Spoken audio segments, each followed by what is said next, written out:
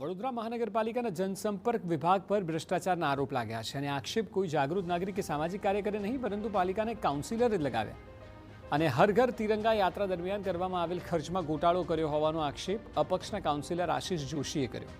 જનસંપર્ક વિભાગ દ્વારા બિલોની ચૂકવણીમાં વાઉચર અને કેટલો ખર્ચ થયો તેની વિગતો માંગતી એક આરટીઆઈ કરવામાં આવી હતી। કાઉન્સિલર દ્વારા કરવામાં આવેલી આરટીઆઈ અંતર્ગત તેઓ દ્વારા જે પુરાવાઓ આપવામાં આવ્યા જેને લઈને ખર્ચાઓને લઈને અવાજ ઉઠ્યો છે।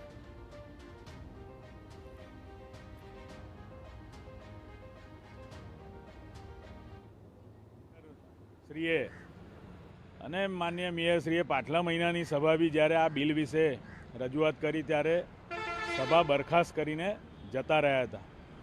ત્યારથી જ આ પીઆરઓ ડિપાર્ટમેન્ટના બિલ પર મને શંકા હતી એટલે મેં 2021થી 25 દરમિયાન ઓડિટમાં પીઆરઓ વિભાગ દ્વારા મૂકવામાં આવેલા તમામ બિલોની કોપી માંગી।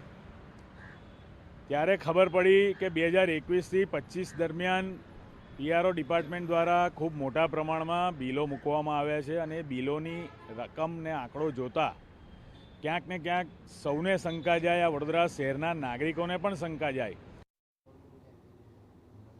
જમીન સંપર્ક વિભાગ દ્વારા આરટીઆઈમાં તમામ ખર્ચની માહિતી આપવામાં આવી। આ ઉપરાંત જનસંપર્ક વિભાગના એચઓડીએ બચાવમાં કહ્યું કે તમામ કામગીરી યોગ્ય રીતે કરાઈ છે અને તમામ આક્ષેપોને પાયાવિહોણા ગણાવ્યા।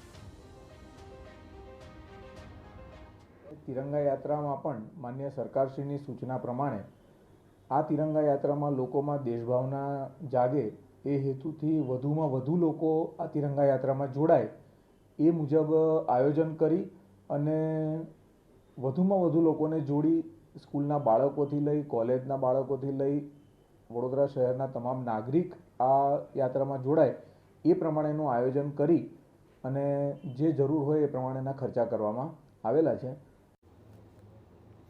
જોકે સમગ્ર બાબતને લઈને યોગ્ય રીતે નિષ્પક્ષ તપાસ કરવાની અપક્ષ કાઉન્સિલરે માંગ કરી।